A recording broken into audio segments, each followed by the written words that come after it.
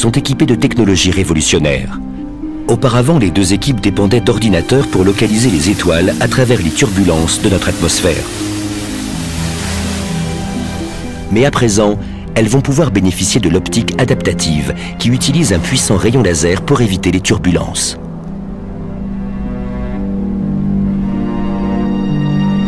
Les opérateurs de télescopes peuvent utiliser ces relevés pour affiner les images d'étoiles et de galaxies lointaines.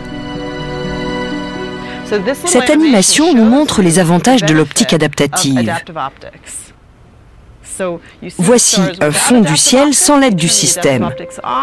Dès qu'on l'allume, on distingue les étoiles et notamment celles proches du centre de la galaxie. Ce sont elles qui détiennent la clé du problème. Il nous faut un spectre. Si l'image est bonne, on lancera l'analyse spectrale. Ce nouvel appareil d'observation arrive à point nommé. Sous l'œil des deux équipes, l'une des étoiles effectue un virage à 180 degrés autour du centre galactique. En 2002, elle a fait un grand bond jusqu'ici. Tout le tour. La vitesse de l'étoile s'est subitement accrue. Elle est passée tout près du trou noir, au centre de la galaxie. Sa vitesse est de l'ordre de 16 millions de kilomètres par heure. C'est incroyable. Les équipes ont pu voir que l'étoile orbitait autour d'un objet extrêmement massif.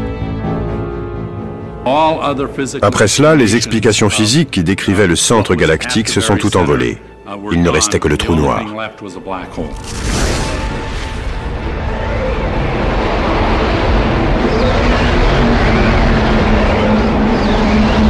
Pour les astronomes du monde entier, la preuve est convaincante. La première fois que j'ai visionné la vidéo d'Andrea, j'étais stupéfait. J'ai vu cette étoile surgir de la gauche et filer de l'autre côté de l'écran. Elle tournait autour d'un point dans l'espace où il n'y avait rien. À l'aide de nos instruments et grâce à notre intelligence, nous pouvions voyager jusqu'au centre de la galaxie, à 26 années-lumière de distance, pour collecter les preuves de l'existence d'un objet aussi insolite. Quelle prouesse! Les équipes européennes et américaines confirment l'existence d'un trou noir au centre de la galaxie sans même l'apercevoir. Depuis notre poste d'observation situé dans la périphérie de notre galaxie spirale, il est difficile d'imaginer la violence des événements qui sévissent dans son cœur. Plus on se rapproche du centre, plus la densité augmente. Le noyau, ou bulbe de la galaxie, regorge d'étoiles.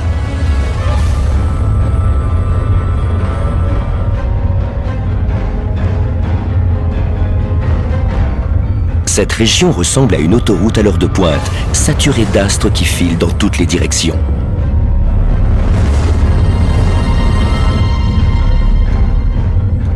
Il y a beaucoup de gaz et de nuages de particules.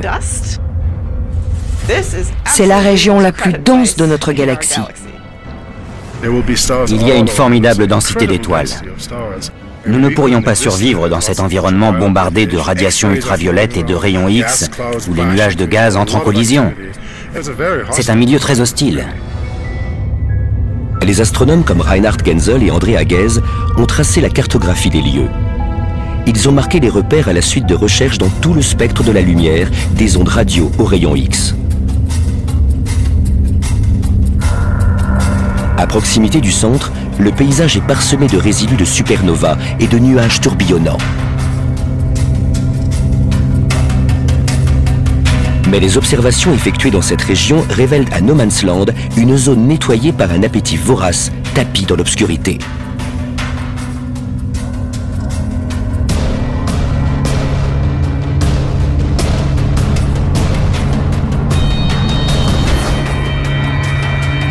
Le trou noir est entouré d'un nuage de gaz brûlant qui s'effondre sur lui-même. Autour de cet ogre, l'espace se courbe au point de déformer la lumière.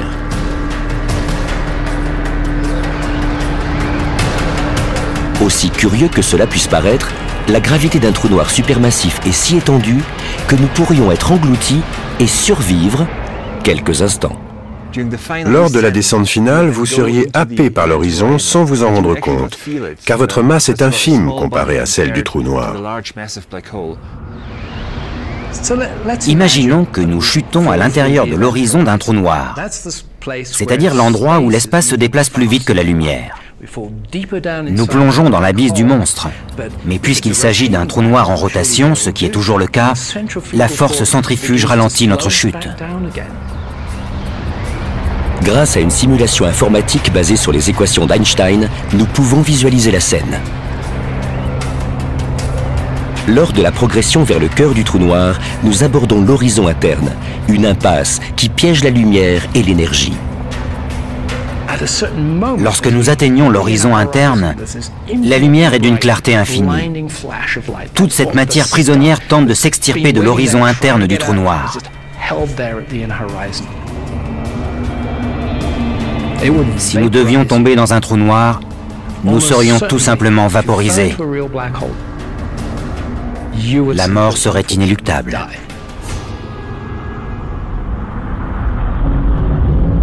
Mais le voyage ne s'arrête pas là. À ce stade, les prédictions étranges des équations d'Einstein peuvent s'exprimer.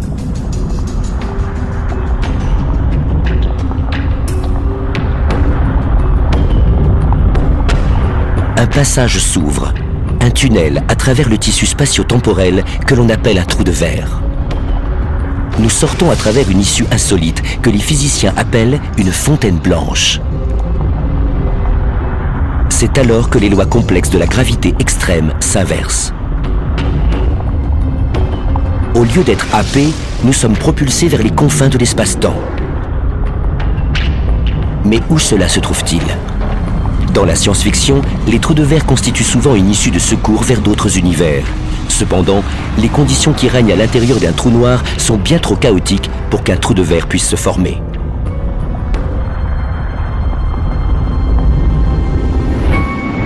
Le trou noir du cœur de notre Voie lactée est un mystère à lui seul.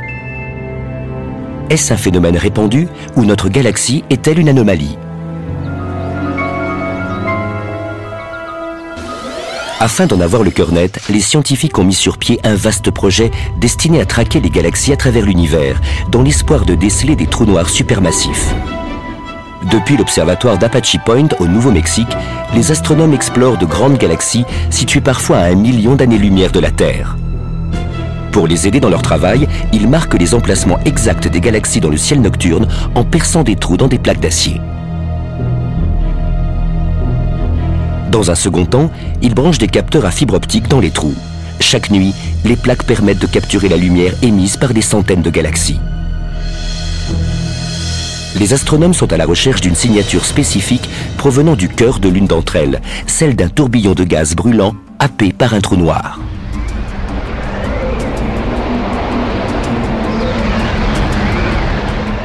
Le but de ce projet, baptisé SDSS, est de cartographier un quart du ciel de l'hémisphère nord, afin de déterminer la nature des galaxies et leur répartition à travers l'univers.